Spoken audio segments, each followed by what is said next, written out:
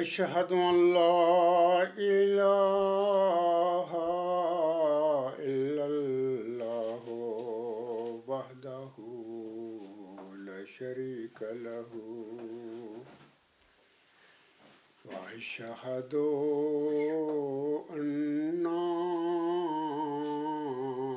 محمدا عبده ورسوله أما بعد فأعوذ بالله من الشيطان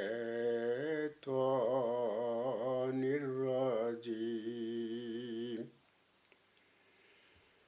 بسم الله الرحمن الرحيم الحمد لله رب العالمين الرحمن الرحيم مالك يوم الدين إياك نعبد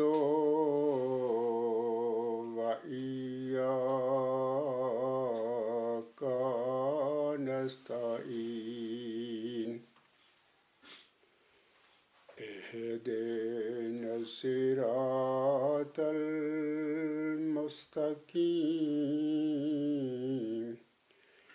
صراط الذين أنعمت عليهم صراط الذين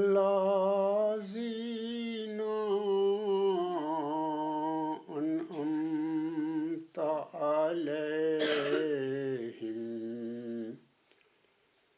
غير المغضوب عليهم ولا الضالين يا أيها الذين آمنوا استعينوا بالصبر والصلاة إن الله مع الصابرين ولا تقولوا لمن يقتل في سبيل الله أموات بل أحياء ولكن لا يشعرون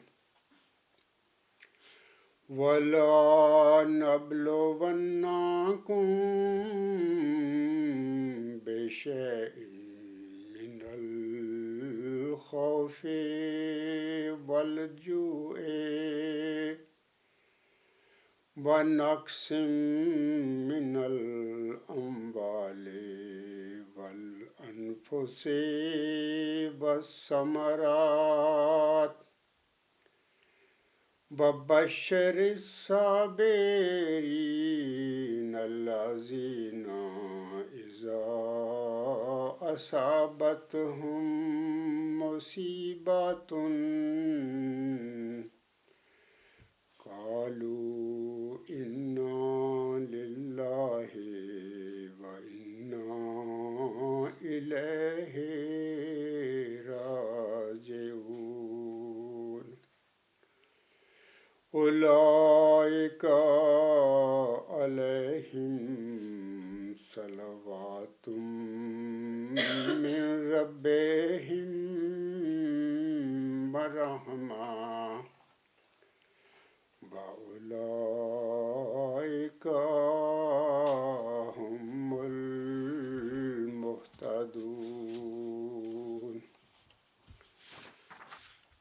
یہ میں 5 آیات کی تلاوت کی ہے. یہ سورۃ البقرہ کی آیات ہیں 154 سے 158 تک. ان آیات کریمہ میں اللہ تعالیٰ فرماتا ہے: اے لوگو جو ایمان لائے ہو، صبر اور نماز کے ذریعہ سے دعا مانگو. یقیناً اللہ صبر کرنے والوں کے ساتھ ہے. اور جو اللہ کی راہ میں قتل ہو جاتے ہیں انہیں مردے نہ کہو، بلکہ وہ زندہ ہیں، لیکن تم اس کا شعور نہیں رکھتے، یعنی تم ان کی زندگی کا شعور نہیں رکھتے. اور ہم ضرور، اللہ تعالیٰ فرماتا ہے، اور ہم ضرور کسی قدر خوف اور بھوک اور کچھ مالوں اور جانوں اور پھلوں کے نقصان کے ذریعے تمہیں آزمائیں گے، اور صبر کرنے والوں کو خوشخبری سنا دے. وہ لوگ جن پر جب کبھی کوئی مصیبت آتی ہے تو وہ کہتے ہیں ہم یقیناً اللہ ہی کے ہیں اور ہم یقیناً اسی کے طرف لوٹ کر جانے والے ہیں. یہی وہ لوگ ہیں جن پر ان کے رب کی طرف سے برکتیں اور رحمتیں نازل ہوتی ہیں، اور یہی وہ لوگ ہیں جو ہدایت پانے والے ہیں. اے میرے مسلمان بھائیوں، عید الفطر ہم سب مسلمانوں کے لیے مسرت و شادمانی کا دن ہے، کیونکہ رمضان المبارک کی روحانی بہاروں کے اختتام کے بعد عید کا یہ دن طلوع ہوتا ہے. رمضان المبارک برکتوں، رحمتوں اور بخششوں کا مہینہ ہوتا ہے. اسی ماہ مبارک میں امت مسلمہ کو فرقان یعنی قرآن عظیم کا تحفہ عنایت ہوا، جس نے عرب کے صحرا نشینوں یعنی بدوؤں کو اقوام عالم کی صف اول میں لا کھڑا کیا. نہ صرف ان کی تقدیر کا مالک بلکہ عالم انسانیت کا معلم بھی بنا دیا. واضح رہے کہ ہر مذہب کے پیروکار مثلاً ہندو، سکھ، عیسائی، یہودی، پارسی اور مجوسی سال میں کوئی نہ کوئی تہوار مناتے ہیں. ہجرت سے پہلے اہل یثرب بھی 2 تہوار منایا کرتے تھے، لیکن ان کے جشن منانے کا انداز اسلامی طریقہ سے نہ صرف مختلف تھا بلکہ متضاد بھی تھا. ان کے تہواروں کے موقع پر طرح طرح کے لڑائی جھگڑے اور بعض دیگر قباحتیں پیدا ہو جایا کرتی تھیں. ہجرت کے بعد جب نبی اکرم صلی اللہ علیہ وآلہ وسلم مدینہ تشریف لے گئے تو آپ صلی اللہ علیہ وآلہ وسلم نے اہل مدینہ کے ان تہواروں پر اپنی ناپسندیدگی کا اظہار فرماتے ہوئے کہا کہ اللہ تعالیٰ نے تمہارے ان دونوں تہواروں کے بدلے میں تمہیں 2 بہترین تہوار دیے ہیں، یعنی عید الفطر اور عید الاضحیٰ. عید الفطر 1 شوال کو بڑے جوش و جذبہ کے ساتھ منائی جاتی ہے. آج 1 شوال 1447 ہجری اور 20 مارچ 226 کا دن ہے. یہ دن بلا شبہ نہ صرف ایک خوشی کا دن بلکہ ایک لحاظ سے یوم تشکر بھی ہوتا ہے، کیونکہ اللہ تعالیٰ نے رمضان المبارک میں نہ صرف ہم پر روزے فرض کیے بلکہ انہیں رکھنے کی بھی توفیق عنایت فرمائی. اس ماہ مبارک میں اللہ تعالیٰ نے ہمیں اطاعت خداوندی کے علاوہ عبادت و ریاضت کے مواقع بھی فراہم کیے. عید کے لغوی معنی سامعین کرام ایسی مسرت، خوشی اور جشن کے ہیں جو لوٹ کر بار بار آئے. فطر کے معنی روزہ کھولنے کے ہیں، لہذا عید الفطر وہ انعام خداوندی ہے جو امت مسلمہ کو رمضان المبارک کی رحمتوں اور برکتوں والے مہینہ کے اختتام پر عطا ہوتا ہے. بعض علماء کرام اسے عید اس لیے بھی کہتے ہیں کیونکہ اس دن نیک بندے اللہ تعالیٰ کی اطاعت کا اظہار کرتے ہیں۔ جیسا کہ نام سے ظاہر ہے، عید دراصل ایک مقدس اور مبارک دن ہے۔ اس دن اللہ تعالیٰ کے بندے نفسی مجاہدے سے سرخ ہو کر الہی بارگاہ میں اپنی عبودیت کی تکمیل کرتے ہیں۔ عید کے دن کے لیے کسی شاعر نے کیا خوب کہا ہے، یہ خوشی ہے روزہ داروں کے لیے، روزے جو گئے ان کی رسید آئی ہے۔ عید کا یہ انعام اللہ تعالیٰ نے بطور خاص ان لوگوں کے لیے مقرر فرمایا ہے جو متقی ہیں، وہ جو پرہیزگار ہیں اور دل میں اللہ تعالیٰ کا خوف رکھتے ہیں، وہ جو رضائے الہی اور علم و معرفت کے حصول کے لیے راتوں کو قیام اور دن کو روزے رکھتے ہیں۔ عید کے مبارک دن کا آغاز اللہ تعالیٰ کے حضور سر بسجود ہو کر نماز عید کی شکل میں کیا جاتا ہے۔ عید الفطر کی نماز کو واجب قرار دیا گیا ہے۔ ہم عید کی 2 رکعت نماز بطور شکرانہ ادا کرتے ہیں کہ اللہ تعالیٰ نے ہمیں رمضان المبارک کی برکات، نعمتوں اور فیوز سے نوازا۔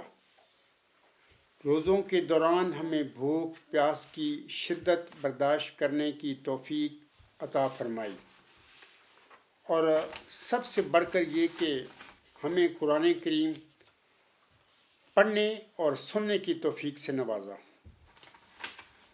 روزہ داروں کے لیے اللہ تعالیٰ فرماتا ہے، روزہ میرے لیے ہے اور میں ہی اس کا اجر دوں گا۔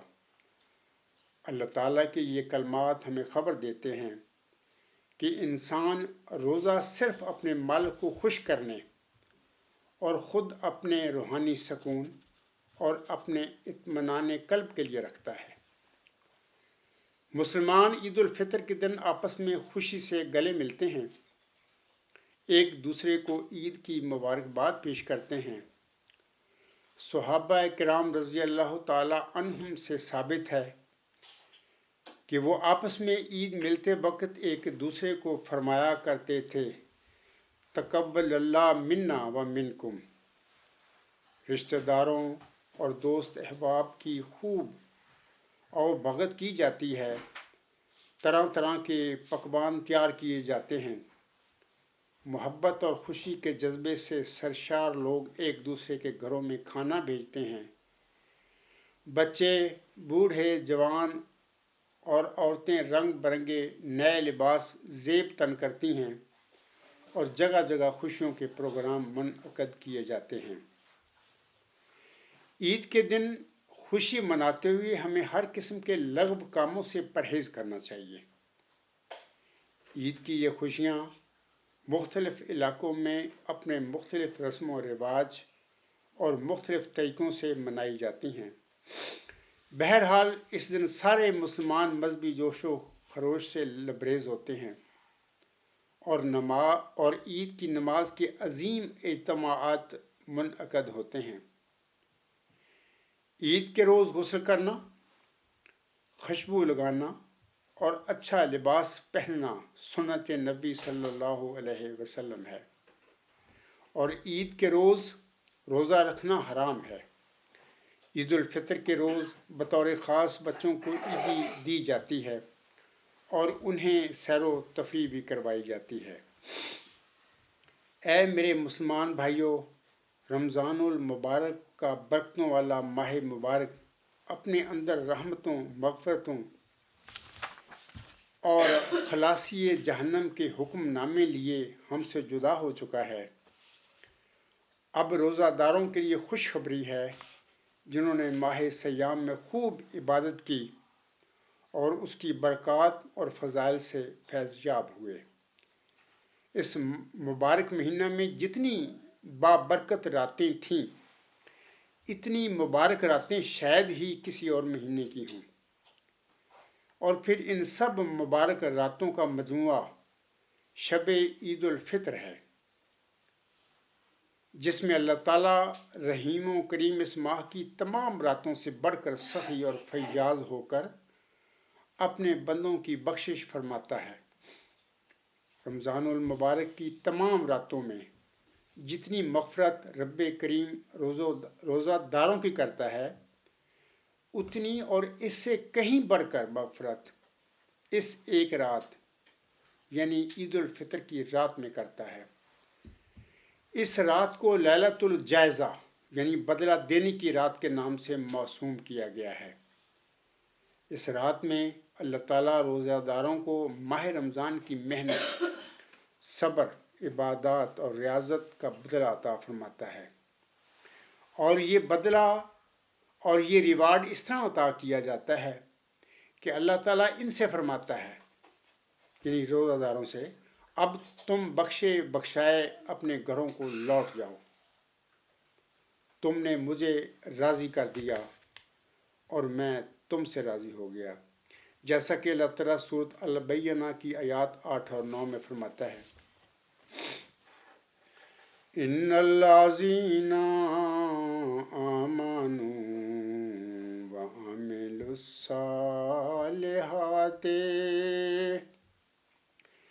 اولئک هم خیر البریہ جزاؤہم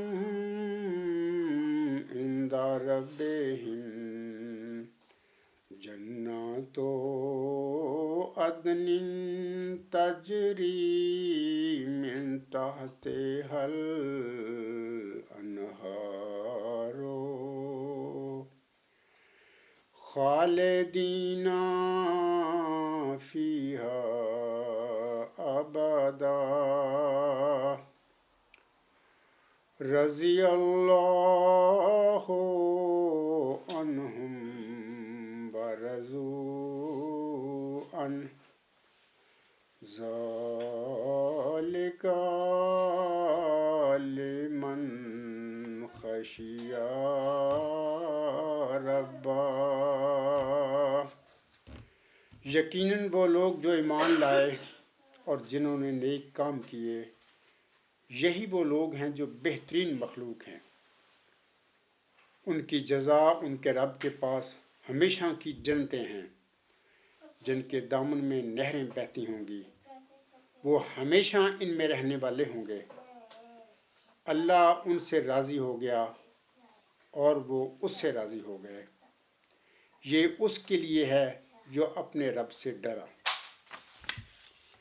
سامعین کرام، افسوس ہے اس شخص پر جس نے رمضان کا مبارک مہینہ پایا اور اس میں اپنی مغفرت نہ کروائی اور نہ ہی جہنم سے خلاصی کا پروانہ حاصل کیا۔ لیلۃ الجائزہ یعنی عید الفطر کی رات کی فضیلت کے سلسلہ میں نبی کریم صلی اللہ علیہ وآلہ وسلم کا ارشاد ہے، جب عید الفطر کی رات ہوتی ہے تو اس کا نام آسمانوں پر لیلۃ الجائزہ یعنی انعام کی رات سے لیا جاتا ہے، اور جب عید کی صبح ہوتی ہے تو اللہ رحمان و کریم فرشتوں کو تمام شہروں میں بھیجتا ہے، وہ زمین پر اتر کر تمام گلیوں راستوں کے سروں پر کھڑے ہو جاتے ہیں اور ایسی آواز سے جسے جنات اور انسان کے سوا ہر مخلوق سنتی ہے پکارتے ہیں، اے محمد صلی اللہ علیہ وآلہ وسلم کی امت، اس کریم رب کی بارگاہ کی طرف چلو جو بہت زیادہ عطا فرمانے والا ہے اور بڑے بڑے قصوروں کو معاف فرمانے والا ہے۔ سامعین کرام، بعد ازاں جب لوگ عیدگاہ کی طرف نکلتے ہیں تو اللہ تعالیٰ اپنے فرشتوں سے دریافت فرماتا ہے، کیا بدلہ ہے اس مزدور کا جو اپنا کام پورا کر چکا ہو؟ فرشتے عرض کرتے ہیں، ہمارے معبود اور ہمارے مالک، اس کا بدلہ یہی ہے کہ اس کی مزدوری پوری دے دی جائے۔ اس پر اللہ رب العزت ارشاد فرماتا ہے، اے فرشتوں، میں تمہیں گواہ بناتا ہوں کہ میں نے انہیں یعنی روزہ داروں کو رمضان کے روزوں اور تراویح کے بدلے میں اپنی رضا اور مغفرت عطا کر دی۔ پھر اللہ تعالیٰ اپنے بندوں سے فرماتا ہے، اے میرے بندو مجھ سے مانگو، میری عزت و جلال کی قسم آج کے دن اس اجتماع میں مجھ سے اپنی آخرت کے بارے میں جو سوال کرو گے عطا کروں گا، اور دنیا کے بارے میں جو سوال کرو گے اس میں تمہاری مصلحت پر نظر کروں گا۔ میری عزت کی قسم جب تک تم میرا خیال رکھو گے میں تمہاری لغزشوں پر ستاری کرتا رہوں گا، یعنی انہیں چھپاتا رہوں گا۔ میری عزت و جلال کی قسم میں تمہیں مجرموں اور کافروں کے سامنے رسوا نہیں کروں گا۔ بس اب بخشے بخشائے اپنے گھروں کو لوٹ جاؤ، تم نے مجھے راضی کر دیا اور میں تم سے راضی ہو گیا۔ فرشتے اس اجر و ثواب کو دیکھ کر جو اس امت کو ملتا ہے خوشیاں مناتے ہیں اور کھل جاتے ہیں۔ اے برادران اسلام، مذکورہ حدیث میں عید کی رات کو انعام کی رات سے تعبیر کیا گیا ہے۔ اس رات میں بزرگ و برتر رب کی طرف سے اپنے بندوں کو انعام و کرام سے نوازا جاتا ہے،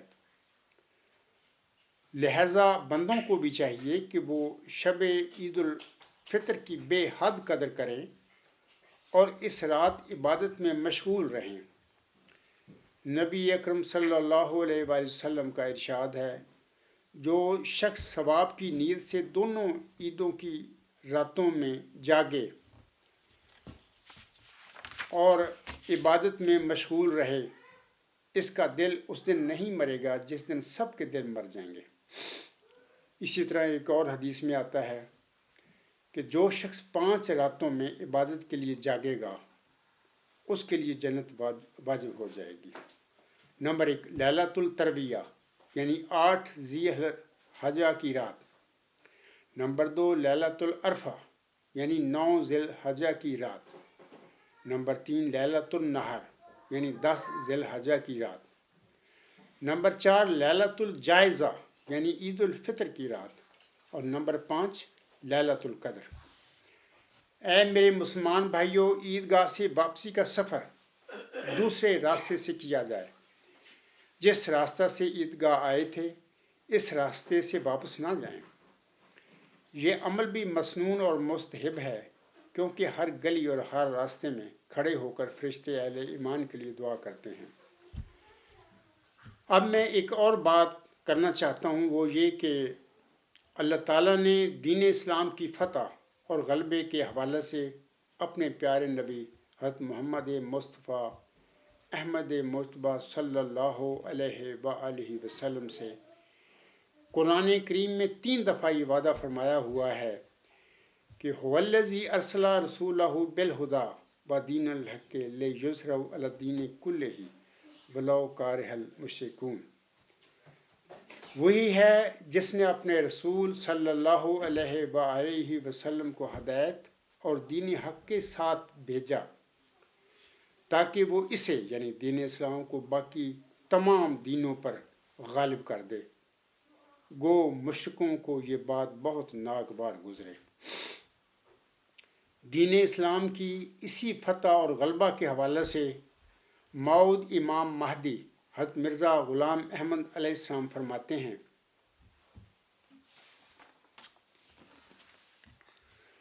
آپ فرماتے ہیں، یہ خطبہ الہامیہ ہے آپ کا، روحانی خزائن جلد 16 صفحہ 18 پر حضور علیہ السلام کے یہ الفاظ ہیں۔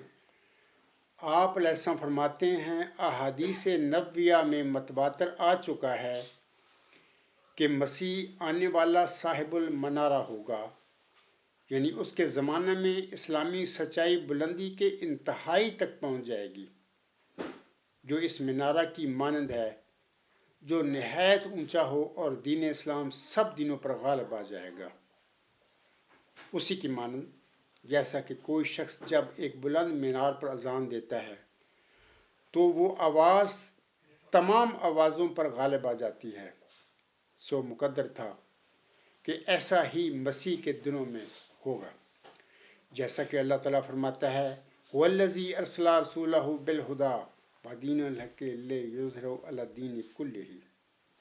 یہ آیت مسیح موعود کے حق میں ہے اور اسلامی حجت کی وہ بلند آواز جس کے نیچے تمام آوازیں دب جائیں گی، وہ ازل سے مسیح کے لیے خاص کی گئی ہے، اور قدیم سے مسیح موعود کا قدم اس بلند مینار پر قرار دیا گیا ہے جس سے بڑھ کر اور کوئی عمارت اونچی نہیں ہے.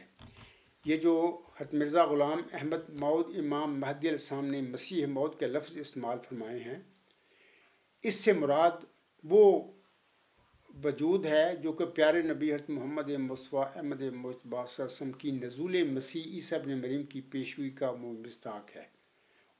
اس کے حوالے سے پیارے آقا محمدی مریم حضرت مرزا غلام احمد صاحب اپنی تحریروں میں مسیح موعود کے الفاظ استعمال فرماتے رہے ہیں. دین اسلام کے غلبہ کے حوالے سے ایک اور جگہ پر بانی جماعت احمدیہ محمدی مریم حضرت مرزا غلام احمد علیہ السلام فرماتے ہیں، وہ دن نزدیک آتے ہیں کہ جو سچائی کا آفتاب مغرب کی طرف سے چڑھے گا اور یورپ کو سچے خدا کا پتہ لگے گا، اور بعد اس کے توبہ کا دروازہ بند ہوگا، کیونکہ داخل ہونے والے بڑے زور سے داخل ہو جائیں گے اور وہی باقی رہ جائیں گے جن کے دل پر فطرت سے دروازے بند ہیں اور نور سے نہیں بلکہ تاریکی سے محبت رکھتے ہیں. یہ جو حضور صاحب نے اپنی تحریر میں فرمایا ہے، جو سچائی کا آفتاب مغرب کی طرف سے چڑھے گا اور یورپ کو سچے خدا کا پتہ لگے گا، تو میں سامعین کو بتا دیتا ہوں، یہ ڈیوائن تھیوری ورچوئس گاڈ انشاءاللہ تعالیٰ پورے مغرب کو بھی اور پورے عالم کو بھی سچے خدا کا پتہ اس ڈیوائن تھیوری سے مل جائے گا انشاءاللہ تعالیٰ. اور حضرت مرزا غلام احمد علیہ السلام کے جو الفاظ ہیں 100% درست اس ڈیوائن تھیوری یعنی ورچو اس گاڈ میں ان کو سچے ملیں گے انشاءاللہ تعالیٰ. آگے حضور علیہ السلام فرماتے ہیں، قریب ہے جو سب ملتیں ہلاک ہوں گی، قریب ہے کہ سب ملتیں ہلاک ہوں گی مگر اسلام، اور سب حربے ٹوٹ جائیں گے مگر اسلام کا آسمانی حربہ، کہ وہ نہ ٹوٹے گا اور نہ کند ہوگا جب تک دجالیت کو پاش پاش نہ کر دے. وہ وقت قریب ہے کہ خدا کی سچی توحید جس کو بیابانوں کے رہنے والے اور تمام تعلیموں سے غافل بھی اپنے اندر محسوس کرتے ہیں، ملکوں میں پھیلے گی. اس دن نہ کوئی مصنوعی کفارہ باقی رہے گا اور نہ کوئی مصنوعی خدا، اور خدا کا ایک ہی ہاتھ کفر کی سب تدبیروں کو باطل کر دے گا، لیکن نہ کسی تلوار سے اور نہ کسی بندوق سے، بلکہ مستعد روحوں کو روشنی عطا کرنے سے اور پاک دلوں پر ایک نور اتارنے سے. تب یہ باتیں جو میں کہتا ہوں سمجھ میں آئیں گی. حضرت مرزا غلام احمد علیہ السلام کے یہ جو الفاظ ہیں مجموعہ اشتہارات جلد 2 صفحہ 304 تا 305 پر ہمیں ملتے ہیں. سامعین کرام، آغاز سے لے کر آج تک دین اسلام، قرآن کریم اور عالم اسلام کبھی اتنے مظلوم اور کمزور نہیں ہوئے تھے جتنے آج کل ہیں. آج دجال غصہ کے ساتھ دین اسلام، عالم اسلام اور قرآن کریم پر حملہ آور ہے، اور اس سے نہ کوئی مسلمان اور نہ ہی کوئی مسلمان ملک محفوظ ہے. دین اسلام، بانی اسلام صلی اللہ علیہ وآلہ وسلم اور قرآن کریم آج اپنوں اور غیروں دونوں کی زد میں ہیں. گلف یعنی مڈل ایسٹ میں ویسٹرن ممالک کی افواج کے پڑاؤ سے عملاً ہمارے مقامات مقدسہ بھی دجالی قوتوں کے قبضہ میں چلے گئے ہیں. آج دجالی فورسز کا قرآن مجید پر کھڑے ہونا اور اس کے مقدس اور مطہر صفحات کو لیٹرینوں میں بہانا روزمرہ کا معمول ہے۔ یہ سب باتیں جو میں بتا رہا ہوں، امریکن فورسز کے ہاتھوں یہ سب گناہ سرزد ہوئے ہیں۔ دین اسلام کو نعوذ باللہ دہشت گرد مذہب اور بانی اسلام صلی اللہ علیہ وآلہ وسلم کو نعوذ باللہ دہشت گرد کا نام دیا جا رہا ہے، اور آج مسلمانوں کی ایسی ناگفتہ بے حالت ہے کہ وہ بیچارے مسلمان کہلوانے میں بھی شرم اور حتک محسوس کر رہے ہیں۔ یہ سب دکھ، درد اور خرابیاں امت کی نااتفاقی، تعصب اور جہالت اور عالم اسلام کے نااہل لیڈروں کی بدولت وقوع میں آئی ہیں۔ آج دجالی قوتیں مسلمانوں کو باہم لڑانا چاہتی ہیں، لیکن مجھے امید ہے کہ وہ اپنے اس شیطانی مقصد میں ناکام و نامراد رہیں گی۔ میں اپنے فلسطینی، کشمیری اور ایرانی بھائیوں کے مصائب اور دکھوں کے مداوع کے لیے اللہ تعالیٰ کے حضور دعا گو ہوں کہ وہ انہیں موجودہ مصائب اور دکھوں سے نجات بخشے، آمین۔ آپ سب بھی میرے ساتھ اس دعا میں شامل ہو جائیں کہ اللہ تعالیٰ امت محمدیہ کو سمجھ اور شعور دے تاکہ وہ اپنے اندر اتفاق و اتحاد پیدا کرنے میں دیر نہ کریں، اور یہ بھی یاد رکھیں کہ امت محمدیہ میں یہ اتفاق اور یہ اتحاد امت کا کوئی سیاسی لیڈر، خواہ وہ کتنا ہی ذہین و فہیم اور قادر ہو، پیدا نہیں کر سکتا۔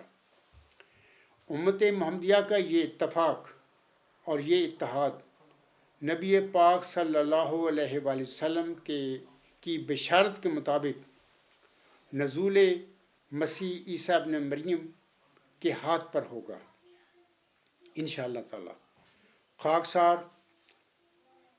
پیارے نبی محمد مصطفیٰ احمد مجتبیٰ صلی اللہ علیہ وآلہ وسلم کی خدمت میں ایک دعا مولانا الطاف حسین حالی کے الفاظ میں کے ساتھ اپنے اس خطبہ کو ختم کرتا ہے۔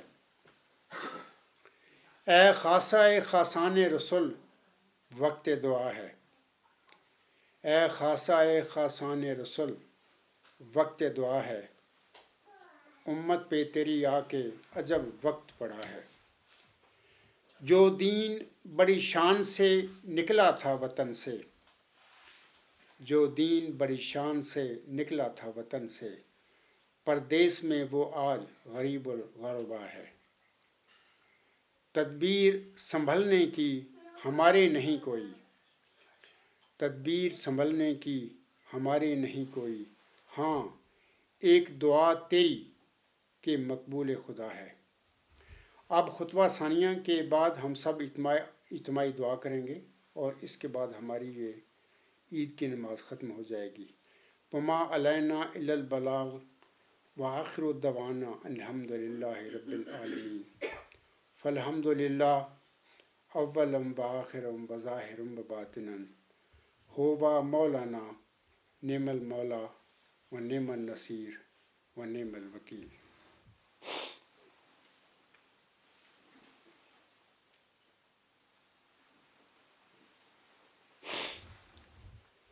الحمد للہ الحمد للہ نحمدہ ونستعینہ ونستغفرہ ونؤمن بہ ونتوکل علیہ ونعوذ باللہ من شرور انفسنا ومن سیئات اعمالنا۔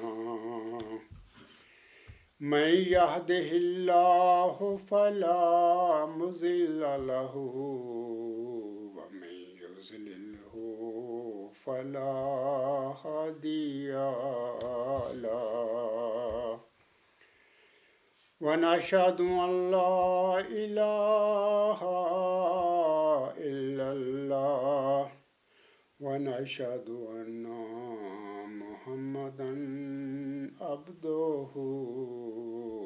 ورسولہ۔ عباد اللہ رحمکم اللہ، ان اللہ یأمر بالعدل والإحسان وإيتاء ذي القربى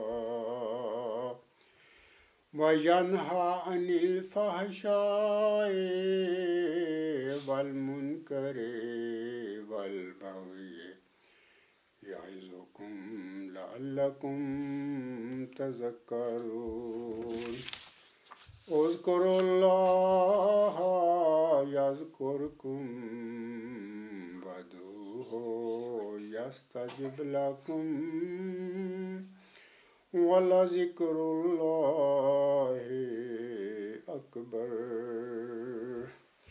اب ہم دعا کریں گے اجتماعی، اور ہم سب دعا کریں گے کہ اے اللہ تعالیٰ جو ہم میں بیمار ہیں انہیں تو صحت و تندرستی عطا فرما، جو غریب نادار اور مفلوق الحال ہیں انہیں رزق میں کشادگی فرما، طلباء کو اپنی پڑھائیوں میں کامیابیاں بخش، اور جو رزق کی تلاش میں ہیں انہیں اپنی جناب سے رزق کے بہترین ذرائع عنایت فرما۔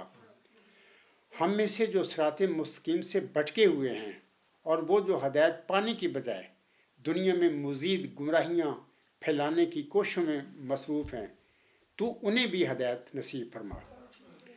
اے اللہ تعالیٰ تو اسیروں کی رستگاری کے سامان پیدا فرما، اور وہ جو حق و صداقت کو قبول کرنے کی بجائے مکر و فریب اور دجل پھیلاتے پھر رہے ہیں، تو ان کی ہدایت کے لیے بھی اپنی جناب سے کوئی سامان پیدا فرما، جس سے حق اپنی تمام برکتوں کے ساتھ آ جائے اور باطل اپنی تمام نحوستوں کے ساتھ بھاگ جائے۔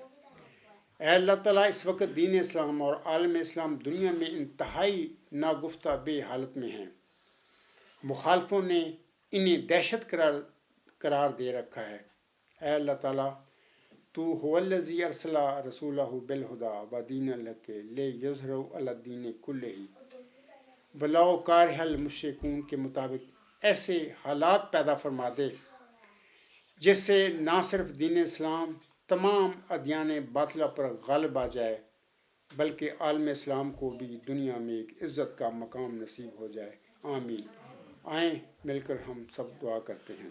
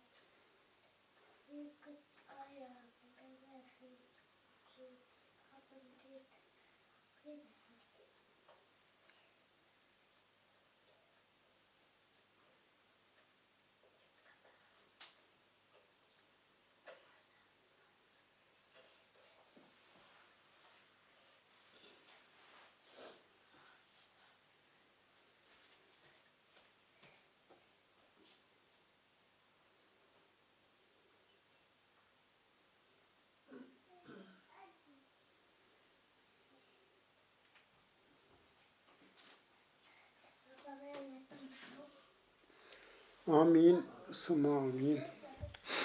خاکسار آخر پر محمدی مریم حضرت مرزا غلام احمد علیہ السلام کے اس مبشر الہام پر اپنی عید الفطر کی نماز ختم کرتا ہے کہ آمدن عید مبارک بادت، عید تو ہے چاہے کرو یا نہ کرو۔ میری طرف سے تمام حاضرین اور تمام سامعین کرام کو عید کی بہت بہت مبارک ہو۔ خدا حافظ۔